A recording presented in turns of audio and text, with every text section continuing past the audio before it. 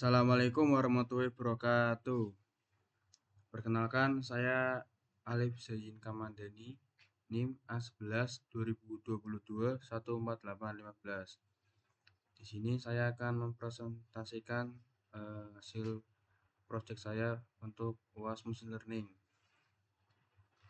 Di sini kita akan menggunakan Google Colab untuk codingnya. Pertama-tama kita mengupload file dataset yang akan kita gunakan. Itu saya menggunakan dataset HIV/AIDS. Ini untuk mengupload file yang pertama ini folder ini klik, kemudian upload ini, kemudian setelah filter upload akan muncul di sini.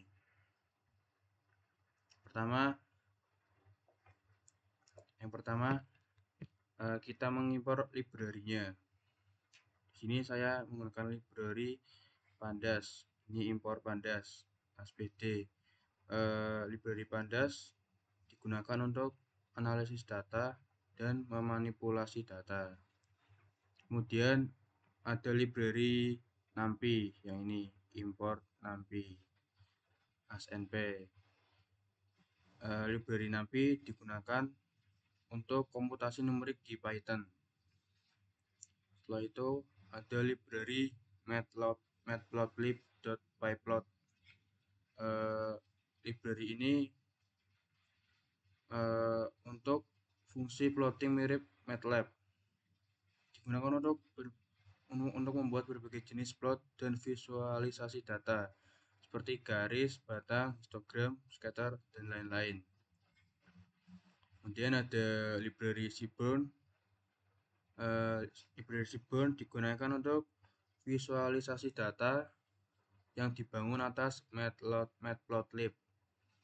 Setelah itu ada library sklearn model selection.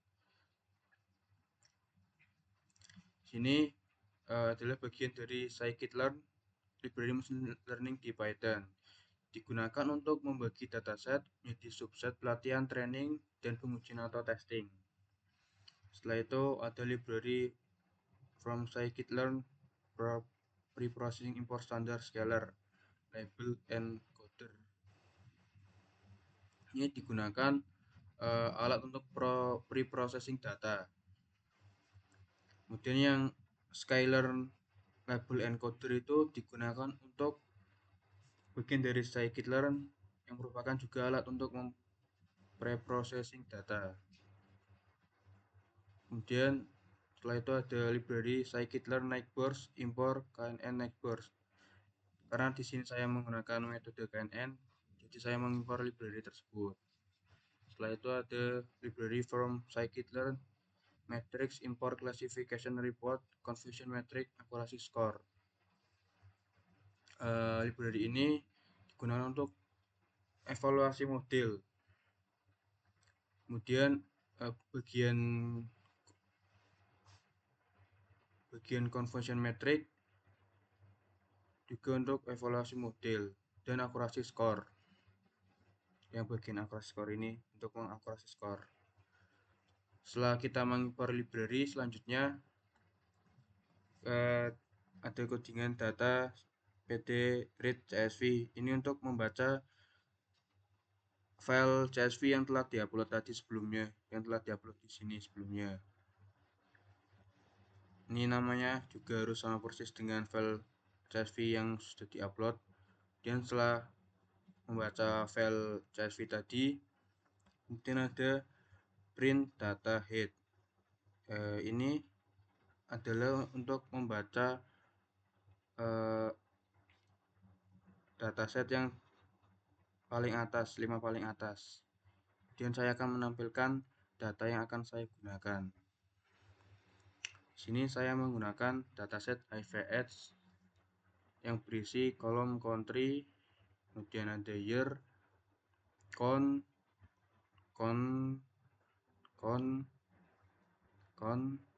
dan WHO region. Ini Isinya banyak ya, datasetnya lumayan. Setelah itu kita kembali sini lagi. Ini untuk menampilkan 5 data paling atas. Ada country, year, count seperti tadi sebelumnya yang di file CSV. Kemudian print data info. Print data info ini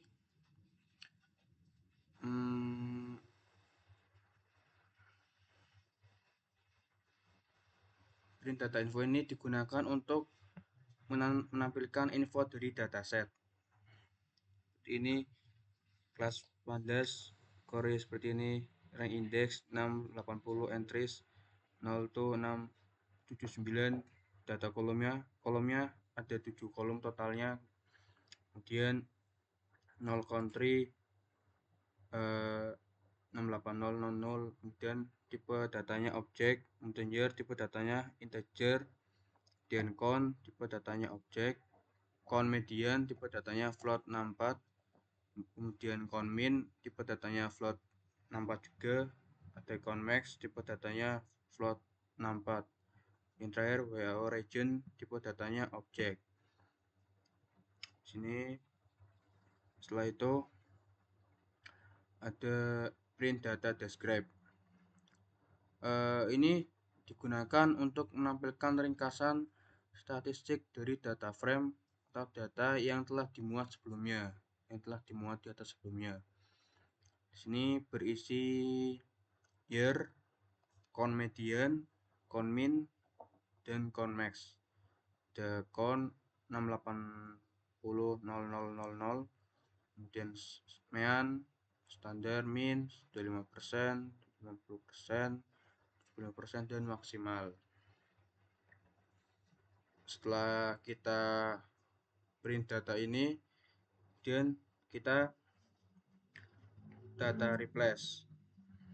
Data replace ini untuk menggantikan semua nilai NA dalam data frame atau data dengan none atau not a number, yang merupakan representasi nilai hilang atau tidak ada dalam pandas. Ini ya. Setelah itu kita lanjut. Ini ada missing values data is null, sum, dan print nilai yang hilang, missing values. Codingan ini digunakan untuk menyalin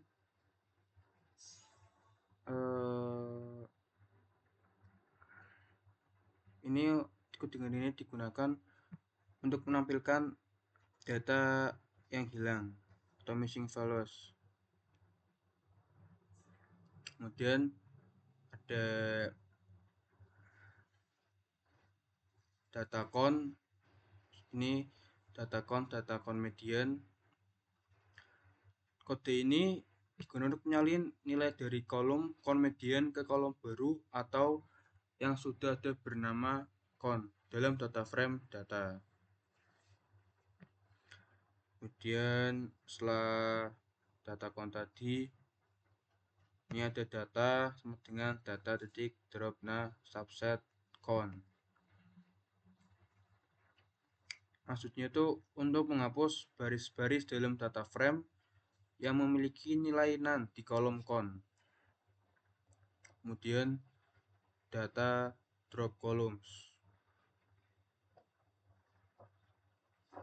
Ini untuk menghapus kolom count median dari data frame data. Setelah itu label encoder data WHO region, kemudian label encoder fit transform data WHO region, kemudian bawahnya data country sama dengan label encoder fit transform data country. Maksudnya itu kode ini tuh digunakan untuk mengubah nilai kategori di kolom WHO region dan country menjadi nilai numerik menggunakan label encoder dari scikit-learn. Dan ini ada print data setelah pre-processing. Ini adalah untuk menampilkan data setelah pre-processing data, dan data head untuk menampilkan 5 data paling atas. Akan muncul seperti ini: country, year, comics. Ini data setelah pre-processing. Kemudian ada X data drop country. Ini untuk menghapus kolom country dan count derivator.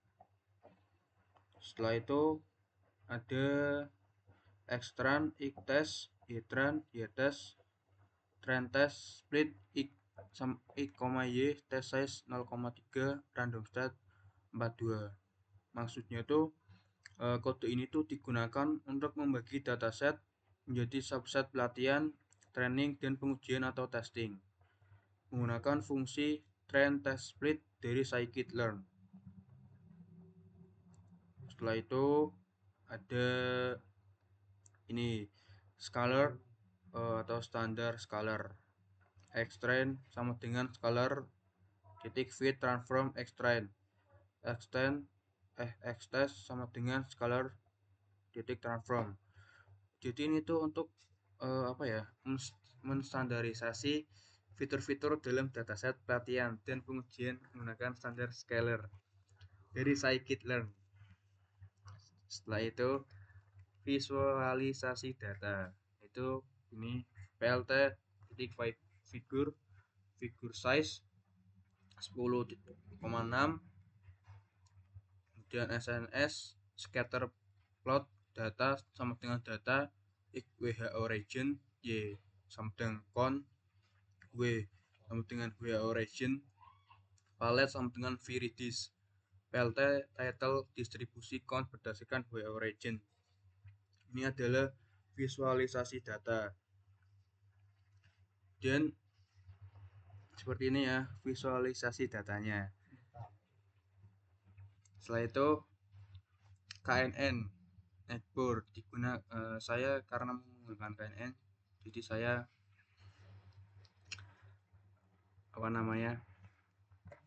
setelah tadi di atas ada mengimpor library KNN. Setelah itu